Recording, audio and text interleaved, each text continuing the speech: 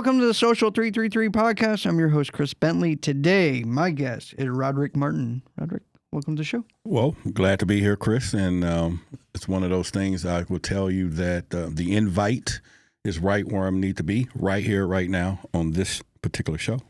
Awesome. I appreciate you coming out. Let's dive into it. I wanted to bring you onto the show. It's a little different than what we usually have. We usually have entrepreneurs and small business owners. Okay. But I just thought your topics were really, really good. So you've written a best-selling book. Yes. Okay. The name of the book?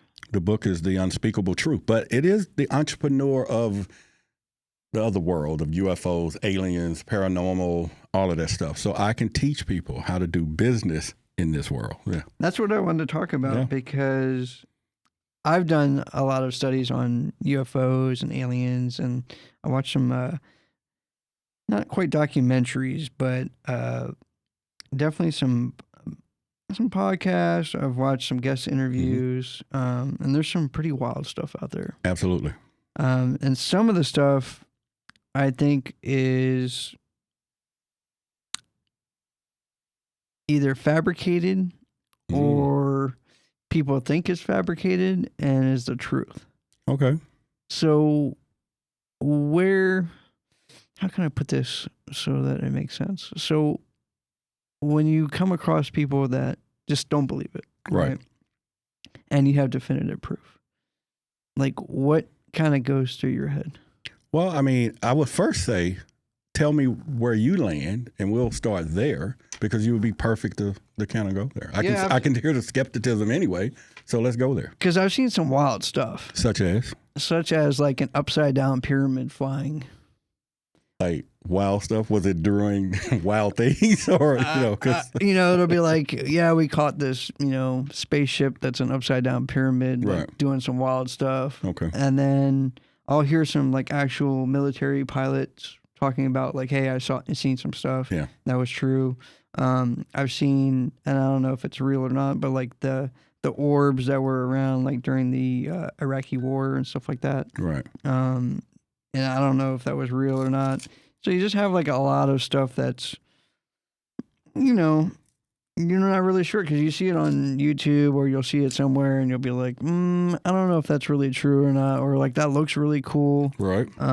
I've seen some people talk about, or I watched a podcast where some people talked about aliens and how they shot an alien and it was in their backyard and it was coming for them and stuff like that. Where do you kind of fit in all that stuff? Like, what do you got going on? Well, it all started when I was 12 years old. Okay. Living here in Dallas, over here by the Dallas Zoo. Oh, wow. Of course, if you grew up there back when I did, you hear all the animals and lions and tigers and, they make noise when they're hungry at night. However, I grew up in a neighborhood where that's what the old saying was, like a village would raise, So my mom and all the moms would flick the porch lights. That's our indicators to come in because we all would play on the streets or. Me too. Yeah, and so just so happens mine did it early, so I had to do what we call the walk of shame. It was just right when the lights and it's getting, dark, so the sun is coming. I mean, the moon and twilights. And so as I was walking and got right to the steps, I looked up and there it was. It was like a white, kind of a object glowing a little bit, and it was just zigzagging, and it was two jets falling behind it. Really? Yeah. I didn't realize the significance of that moment to where I am today. So obviously it was imprinted, and I knew what it was. And so there was a challenge there, though. I grew up in a neighborhood where we had bullies on the corner, and we stood there and you talk about things. And there was just things, even the neighborhood bully wouldn't say, I saw a UFO last night. Street credit gone, So it stayed with me for years. And then, of course, growing up with a nickname Cuckoo, because my grandmother had this cuckoo clock, so you don't go cuckoo saying cuckoo saw a UFO. Now it's double negative, and so all of these things just happens. But it stayed with me. Then you watching movies, Close Encounter of the Third Kind, E.T. Phone Home, and all this stuff just grows with you. But over time, it led me into where I'm at today. And so, yeah. Wow. So as a UFO investigator, what do you do? Do you like track a lot of stuff? Mm-hmm. Do you you'll hear about something maybe like crashing or something seen and like try to dig up evidence? Well, being part of MUFON at the time, you know, the Mutual UFO Network, we will get cases.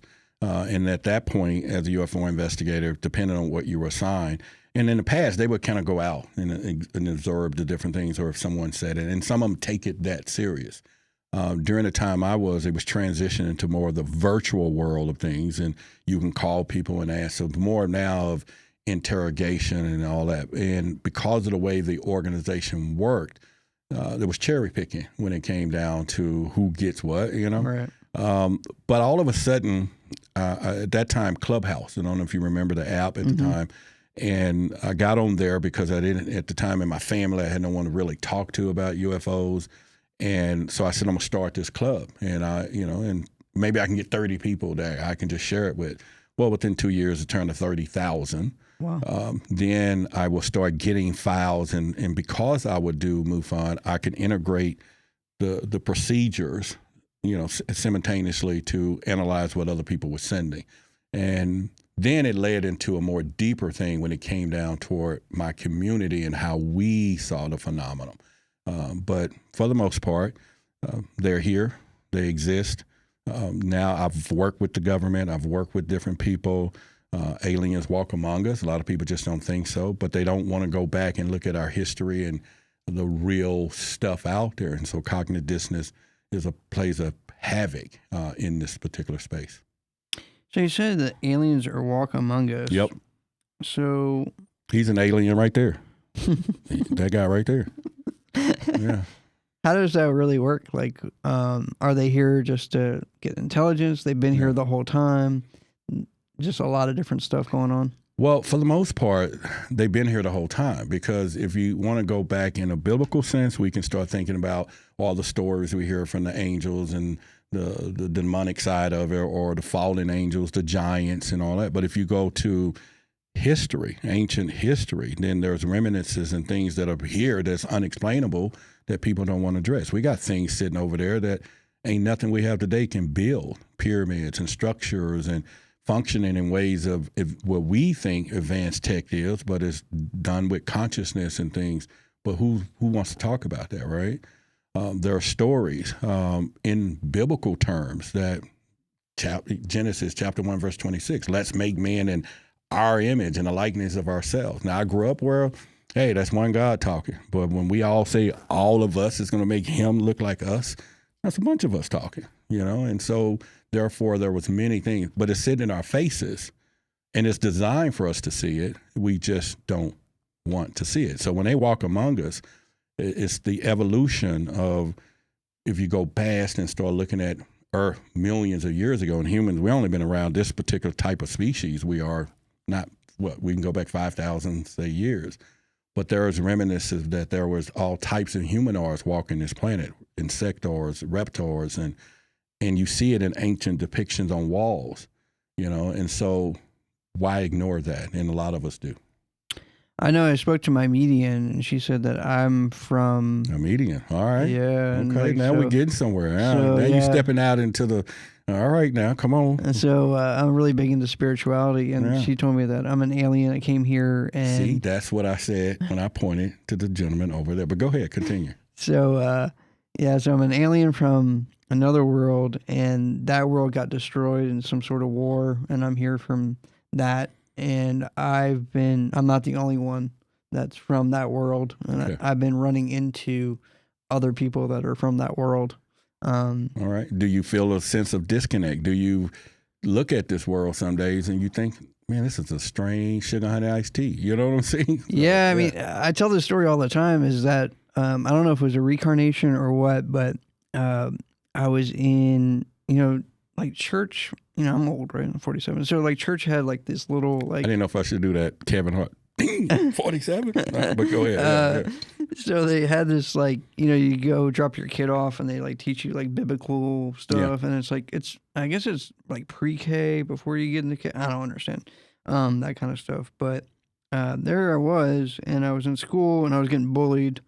And I don't know why I had this thought, but I was like, I really don't want to say it the way I'm going to say it, but I'm going to say it. Go ahead. Ain't nobody listening. But, just me and you. Just me and you.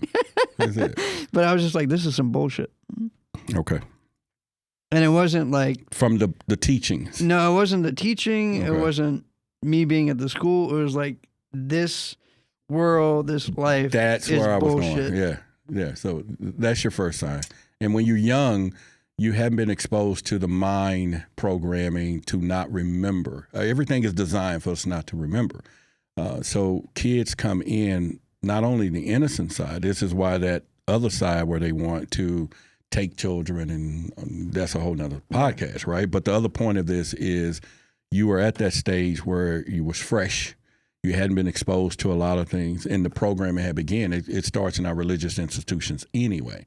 But kids are rebellious. They're curious. They kind of sense these things that this just is not right. Something is not right. And this is why if you look down on the internet, you'll see a lot of children talking about their past lives. It's not until either the adult tells them, stop it, stop it, stop it, and then the program begins to work. It's like that elephant with a rope, how the circus elephants. Yeah. So that is probably where. Now, the fact that you remember that day should carry your curiosity to begin to explore where you come from. Because a lot of people don't think that the past lives, does it exist? Is it something, or our souls are being reincarnated, even though there's stories all the time.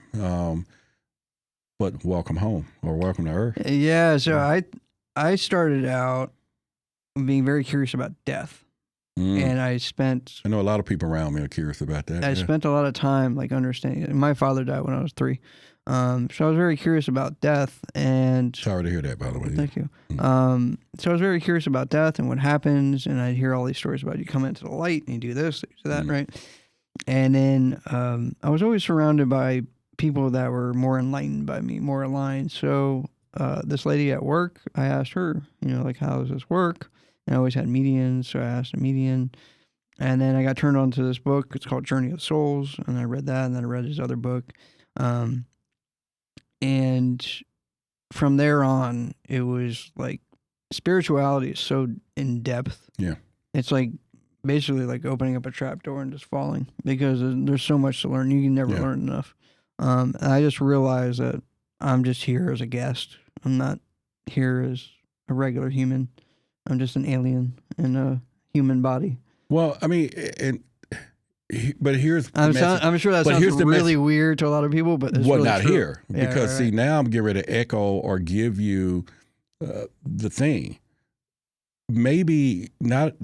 You may be doing podcasts, and like you said, I'm doing business, but you may today explore that you could be rounding up other lost people through messaging like this. And maybe you would explore that more after today, right? Because obviously you're comfortable, you're talking from an angle of not just curiosity, but purpose just then. And if you can proclaim that you're not here, not from here, and you know and you feel that way, then people like ourselves, we have a whole community of this, right? That's what I do, even when as we go further into our conversation. But it is my job now to bring that community together so people feel that they're not ridiculed, they're not out of place, except for in this place, being out of place. But for the most part, to be able to connect with others. I have hundreds of people, if you came to one of our groups, that y'all will start recognizing each other. You just might have been in past lives with some of these people, right? And it's not crazy stuff, but we're talking that where this world is today and all the things that's going on, that this side of the fence and everything. Now, am I proclaiming that I'm from wherever? Right. We do that, but I do see things and I do remember things from the past. I do remember past relationships and all of these things to carry the conversation. And so my mission then became Project B.l.a.c.k, which we can discuss later, which was more into my community too, because it is a rampage of forgetness in there. Religion is really embedded, it's indoctrinated from the day where we are. I mean, and so it holds a grasp on people. But for you, I would tell you, take the platform that you're already building, bring more people like this conversation in, and the world is yours. I mean, the galaxy becomes yours. Or you're going to find the other people that are stranded here that's from your clan, so to speak? I always find people, so I'll tell you a little bit. So I had a pretty serious operation, and I thought I was dead. And I told the story a couple days ago, and I thought I was dead. I had one, yeah. And, you know, I asked the nurse real quick, right? So I'm sure people have heard the story. But, like, I asked the nurse, like, you know, I wasn't going to be like, am I alive, right? I mean, somebody's going to be like, yeah, of course, right? I mean, if you're dead, you can make all that stuff up, right? And I can create it out of my head, right? So I said, you know, how do you spell green, right? Green, right? That's what she said. Oh, okay, cool. I went back to sleep. You know, I had tons of painkillers on me, right? Or me, I should say. And then I wake up, or I was thinking to myself, you know what? That was too easy. Let me do something more complex. Right.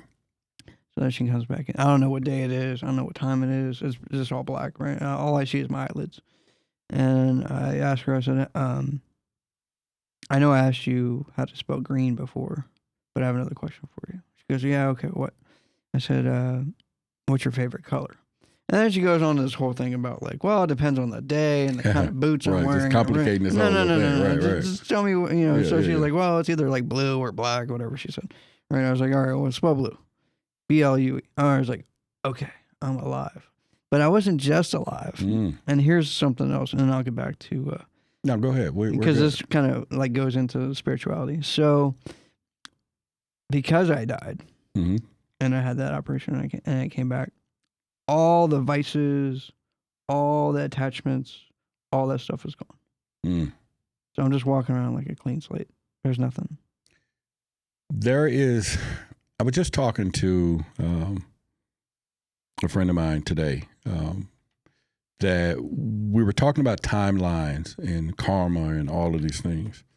And one of the questions or conversation that I was having is that we talk about karmic life or past. When we switch to this other part, as you just did, in the release, then there's things that the old you and old things don't see, don't need, don't carry, or at some point begin to release. Now, in some cases, a lot of people don't feel it, they don't know it, but if they look back and start saying, wait a minute, this path is a little different. Maybe the friends have changed. Maybe the thoughts have changed. Maybe some of these things that I've wanted and desired, or maybe how I see the world has changed. You know, I wouldn't count it, as some people would say, to a near-death experience, right? Because we hear NDEs all the time, right? But it could be a conscious shift or remembrance, right? Or alignment, yeah. And so when these things happen, even for myself, when I was in the hospital, and, you know, of course, the lights was here, and they had this thing over my eyes, and, you know, them 600-watt bulbs up there. So I'm like, damn, I don't died and went to heaven, or it's all white. So we think that that's the route. Okay.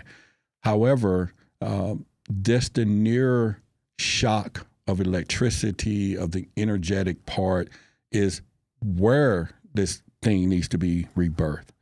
And maybe that enough energy shift in what you went through, or the emotion, the trauma, or whatever it is, was strong enough to release everything. Yeah, you know what I'm saying? And I think a lot of people discount that even when they have them in their own lives, and they tend to go back to this other thing because it's familiar. The programming works. It's drawing you back, number one.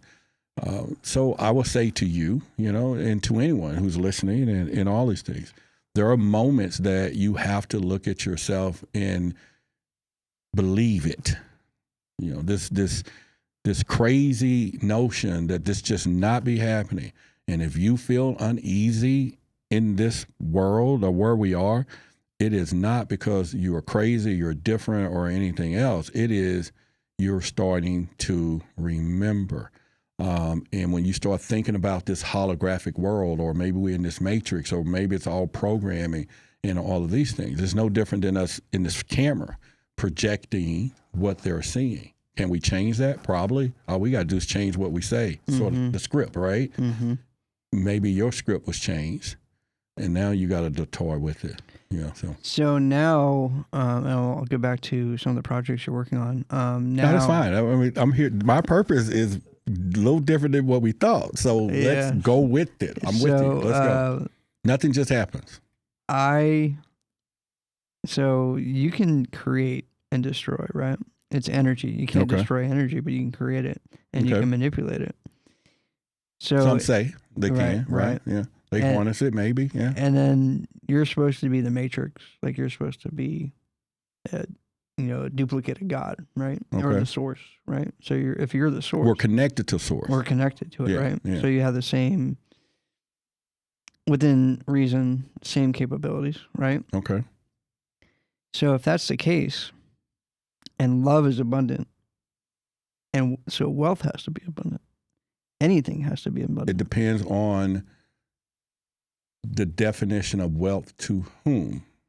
Because now we're going to put I forget the word I'm trying to use, but love is it's not so much it's universal, but wealth to the person that wants a trailer and just drive around in the woods like some people I know do. That's wealthy to them. Mm-hmm. Somebody else say, no, I want a bigger house and roll around in my house. It's wealth. Wealth is to the person who's sitting on an island with one coconut and they just don't have no issues. It just depends. It's subjective. That's the word I'm looking for. But love, of course, is unlimited. It's a different ball game, right? Unlimited. Yeah. And like, because I have 2 cats and I'm kind of babysitting. And one cat I protect, and the other cat is love is the master, right? And you know where cats come from. They can see the other side. And they can. And the fact that you got your 33.3, I don't think the audience kind of know, but we'll get into that in a minute. But I know the symbols, but go ahead. So cats can see energy too and feel. And the thing that I noticed is that no matter how much that cat loves its owner, it'll still come over to me. And no matter how someone else's cats. No matter how much. Now we're getting into a whole nother. I know, but it's good. I'm not going to get too deep. No, we can go there because it's significant though. Because cats, if you go do the historic of cats, it's almost like they were a creation back in an Egyptian time, but they also could see the underworld, the other side. That's why the veil. Look, and the fact that they're drawn to you. And the fact that you feel the way you're feeling, and the fact that this death thing, like Anubis and all, the cat seeing all of this stuff. I don't know. Maybe I will put something together and say, just go find it. You got to go all the way. Look, I'm going to look in the camera. Chris, go all the way. It's unlimited love. Yeah. So that cat, even though it's with its master. Yeah. And even though like I could, be upset with that day or whatever, it's unlimited love. I could pet the other cat. And the other cat will still come because it's unlimited. There's no stoppage of it. All right. What color are the cats? Black and white. Well, it's duality. It's black. It's duality. It's yin and yang. It could, it's just a wild thing. Yeah, it's just a wild thing. No, that's what you're being told to say. I think it's not just, nothing just happened. So now it's the exploration of all of this, because the more you find out the real reason of this, it's going to complete your journey. It's also going to illuminate, the purpose. And it may shift all your conversations. You may now send a global message to the people that's hearing it and know, where they are and, oh, wow, okay, this is the signal, because there's other lost souls or, that are walking this planet, that need to and that's one of my thing is. My thing is to give people enough information they can read, they can see, they can hear, to awaken their curiosity to the possibility. Some claim they'll tell them, but I just want you to begin to search, right? And so I use my humor. I use all these things in pretty much in just to be the conduit or enough energy to shift the position of your thoughts. So. Let's get back to some alien stuff that we have. Let's continue to talk alien talk with you. Yeah. Alien, yeah. Project b.l.a.c.k. Yes. So you created that, and then you also created C4. Yes. Talk a little bit about both of those communities. I'll start with C4. C4 is an acronym for Conspiracy and Conscious Convergence Community.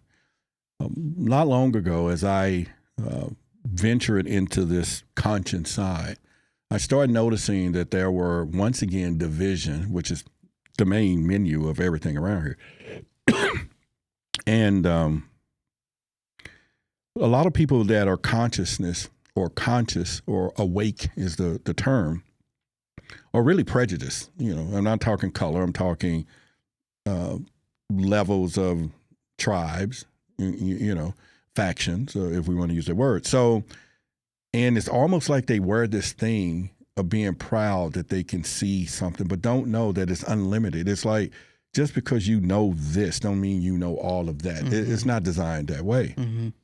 So they start treating people who are curious, which are conspiracy people, as though they're not awake, they're not this. But don't remember that there's no way in hell they could have been conscious without seeing a conspiracy to know something was wrong. Just that one thing, something's not right. But they forget, just as everything is designed. So my goal, because knowing that the conspiracy side is still manipulating the reptilian side, the stuff that happens out here, and keeping division and energy and our loose down, it then bamboozle, because I see it all the time, the conscious people get caught off guard, get hit with the conspiracy of the plan, and they can't handle it because they start walking around like, I'm supposed to know this, I know this, how did this happen? Well, hell, you're not immune to it. But what if we can get these people to begin to talk as one? Now they will begin to watch the news again, not from the way they think it is, but to see what they do. Because now these conscious people disconnect from the world. They just don't want to watch TV. They don't want to watch anything. I just don't want nothing to mess with my zen. And that is perfect place for these people to play with them, because all it takes is that one infiltration to hit them real hard, and it shocks them. So C4 is designed to keep everybody balanced, you know, yin and yang, as above, so below, or as in, without, or whatever we want to use. And then we can then begin to everybody to work cohesive in understanding that we're in a strange place. Project b.l.a.c.k came from me being on Clubhouse. I interviewed over 400 people. Wow. And I became their Creators First winner. I won. And wow. Yeah. And that's awesome. Congratulations. Yeah, thank you. Yeah. And so it was just doing a UFO show, right? But when I started listening, because it's audio now, and I started listening to all these stories, I started noticing that I can tell religiously if they were talking about angels, demons, whatever they were saying. I knew their religious background because it extended into how they saw the phenomenon. Mm-hmm.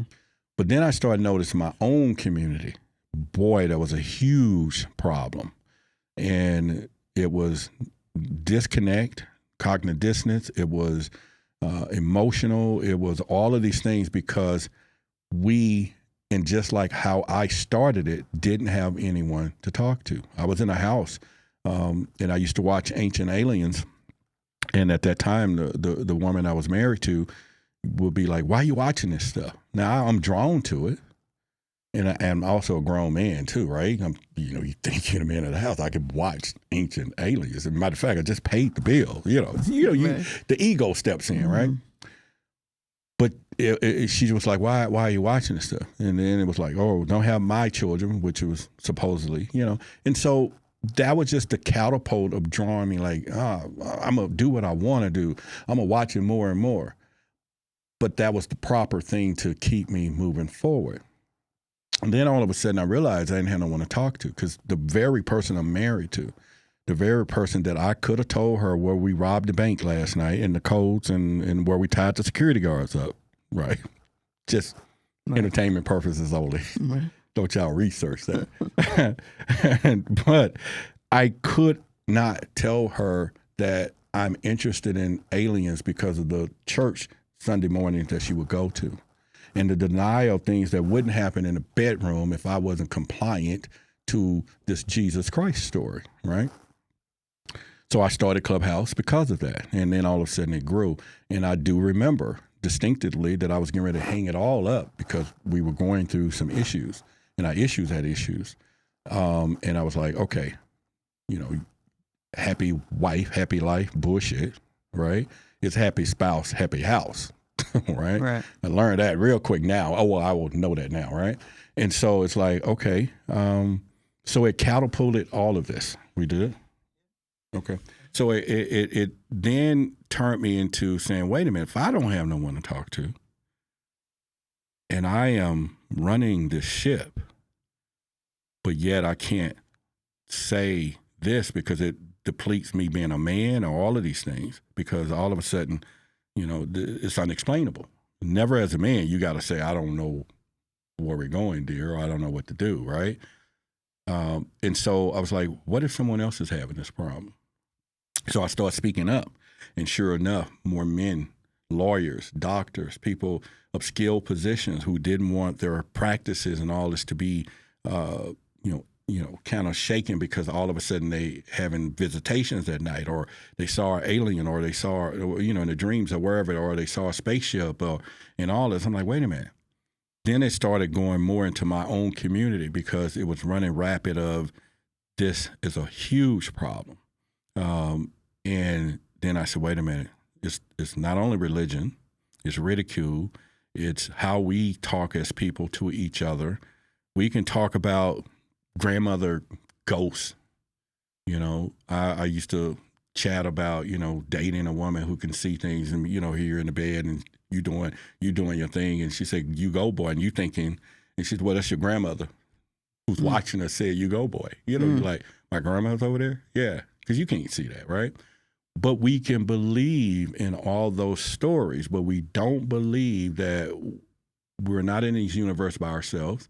We don't believe that there's some other things walking through. The same thing walk through the walls the ghost does. They do, because it's dimensional. And it's just so bad. So I said, all right, we're going to do something. And at first it was the Black League of Alien Contact Knowledge. And it was more to give my community a place to come with no ridicule, no anything that you can share, and then you can be among others. And then there was this, as I went deeper, and now it has evolved to the Black Lexicon of Ancient Cosmic Knowledge, because there are some ancient ties to where we come from as a people too. And my job was, how do I bridge this, and how do I get people to feel comfortable in sharing these stories, but also remembering the past. So I've spoken at places where I was at the UFO conference in McMinnville. Nice. They invited me out, got the email. They said, hey, we heard about Project B.l.a.c.k. We want you to come out. I get there, parade, 220,000 people. And I'm probably I was the only African-American person there. Ryan Graves was there, a lot of the Tic Tac air pilot. But I was in this room, and there was people that were heckling me because they're like, oh, you're trying to make this a racial thing. You're trying to, this is, here we go again with this black stuff. And so for a minute, I had to think like, okay, how are you going to handle this? Because I could have did it with anger and ego. Like, well, what are you talking about? White folks, this is. And I'm like, no, we're going to get it, because we got intelligence here. We got emotional intelligence. And I'm going to hit them with reality, the truth. But how do they realize this? I'm saying, because it was a predominantly white crowd. So I said, everybody stand up if you know some black stories about UFOs. It was 900 people. They stood up. I'm like, you own to something. And then it hit me. I said, well, sit down if you're talking about Betty and Barney Hill, because that's 50-50. Because without his predominant white wife, we would have never heard the story anyway. Right. So 800 people sit down. And I said, it was another story, and they sat down. And I said, so tell me right now, there's only 3 people, 4 stand up, and these are the UFO investigators. How is it that there's 30,000 stories over here, and you only heard but 2, and you want to tell me job complete? Mm-hmm. And you're truth seekers, and you're talking about a pie that is missing information. How dare you say you want the truth, but yet you have a no-go area, and you don't have all the information, but you're walking around saying that. I get a standing ovation, right? And I began to let them know that this is big. This is all of us. Now, I'm focusing on an area that's disproportionately reported, handled in all of this. And so all of a sudden now I'm on 11 different TV shows. I'm coast to coast radio. I'm featured on Ancient Aliens, the History Channel. I'm on HBO, Amazon. I'm on George Norris show, Regina Meredith, Gaia. I'm a brand ambassador for Gaia. I am, forbidden knowledge, Fox Tubi, I'm in the show. I did a show here in Dallas, well, not Dallas, but the Discovery Channel called Alien Endgames. And it's me representing the community because there's no one else there to do this. And I do remember distinctively, for those dreamers in the world, that I was sitting watching Ancient Aliens. And I remember telling the woman I was married to, I said, hey, there's no Black people on TV talking about this stuff. And I'm a fan. And she was like, that's the dumbest thing. And I remember about to give up because I was going to say, okay, to be the good husband, this is disturbing your house of this journey you want to go on. So don't do it, because I know people that still hang around in places like this, but I was one of them. So I was like, nah, I just can't. But I look at today, the lives that I touched, the thousands of people, all that, what would have happened had I done this? But I do remember being petty, so y'all can do this, is sending her a copy of my Ancient Aliens check. Because remember, I was watching Ancient Aliens. She was like, I know, that's crazy. And I'm like, yeah, here we go. So destiny has its path and all that. And so I look back now and I think the journey, the optimism, the rejection of all the things that I thought love was keeping me over here. Now love that we talked about, this love of universal love is bigger. I got more love than what I thought I was going to lose over there.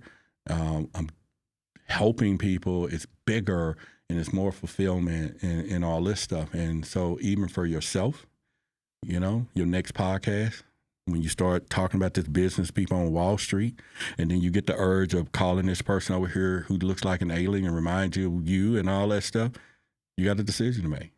Or you're just going to call them instead. Mm-hmm. That's what I would tell you. What's crazy about all that story that you told is that it's the same thing with mediums. Like mediums, I'm telling you. They, the whole medium community, instead of it, because each one has different powers. Absolutely. It's not the same. Like everybody thinks, like a medium just has medium power. But everybody is the same. Like you said, that one lady could see grandma, cheering. Yeah. And I've been around people that could just see that person just sitting in the chair. I have no idea. I can't see it, right? But they have special skills to see that, and special gift. And they bicker about stuff all the time. Oh yeah, I'm more powerful, or this. I see more stuff. Point. It's just wild, and it's just it's the same. We're all trying to chase the same thing, which is enlightenment and understanding and more knowing more, versus what you say that you saw versus what I say that I saw. Yeah. Why do we have to fight over it? Why can't we just say that, hey, I saw what I saw and you saw what you saw? It's perfect to something that I learned after interviewing 400 people. And I'll share this with you, the audience. And for those who have people in their lives that they really don't see what they see, what that person sees. I call it I believe you believe. This is, when I start becoming a great listener, everybody says this one thing, you believe me, don't you? Now, in the world that most people are in, the ego or the shadow, all this want you to be, you have to see it, believe it, or you want to stand on your own authenticity or whatever. If I don't see it, it ain't real. Who you are. It's like the mind. We think just because I think it has to be real. Okay. So the I believe you believe, I started noticing that people will say, Roderick, don't you believe me? Now, I'm not going to lie to them, but then I'm caught in this thing of, but I understand where they are. I understand the pain and the suffering. So I'm like, okay, this is a mind thing. So I will start saying, okay, Chris, you will say, Roderick, don't you see that lady sitting over there? And I'll be like, no. Yeah, she's saying follow her. And I'll be like, just say follow you. Now, you and I are friends. We're homies. And then I'll say, and then you'll come with the ultimate thing, because this is really rattling you. It's serious. I should be able to know this. And you say, Roderick, man, you believe me, don't you? Because nobody else does or has. Your wife, the girlfriend, the brother, they're not the most secure people around you, do not. So I would look at you and I would say, Chris, I believe you believe that there's somebody waving us to follow them. And because I'm down with you, let's go. See, but you heard enough that I believe with you. And me supporting and following you should be indicator that I am with you. And a lot of people can't do that. And that can go to business dreams. Like, hey, honey, I think we can build a shack out of toilet paper, you know, and make $1 million, you know. Baby, she say, honey, I believe that you believe that we can, so let's go try it. Instead of, are you out of your freaking mind? Right. You know, blah, blah, blah. And the man I was with, George, he would have never thought of no stupid. It's just, I believe you believe, and because I support you, let's go. And that allows me to lead a group, unjudgmental. You know, I can lead with vision of and optimism and exploration, because I'm getting ready to grow one way or the other. And I can see all these different point of views, and it allows me more and more to grow love. When I always said I wanted to experience true love, I got to, you know, and that was an independent thing. You know, now some days I said, well, I may not have to get it this way, even though I think I can. Just sometimes it get limited because people be like holding their stuff. But all right, I can just love everybody. And is that enough? Is that my coincidence, or is that my, not the word of coincidence, but is that my collateral of my journey? You know, like Spock says, the need of the many outweigh the needs of the few, you know? So I'm a fan of that. Roderick, we're running out of time. If somebody wanted to get in touch with you, wanted to learn more about Project X or C4, or just talk aliens with you, how would they go about doing it? Well, they won't find me with Project X, but Project b.l.a.c.k, you can go to the website, truthversusauthority.org. If you're here in Dallas, go there, look at the event, come to our free C4s, which is the Conspiracy and Convergence community. Join us. If you're skeptic, join us. If you've been having dreams at night and all these things, and you just want to know the sleep paralysis, or you're being visited, come be around other people, because we do breakouts and everything else. So they can find me at truthversusauthority.org. They can find my book on Amazon, The Unspeakable Truth. And then if they're really good, just tell them to think me up. They'll find me. Yeah. Roderick, I appreciate you being on the show. Yeah. Thank you for having me. Awesome. All right.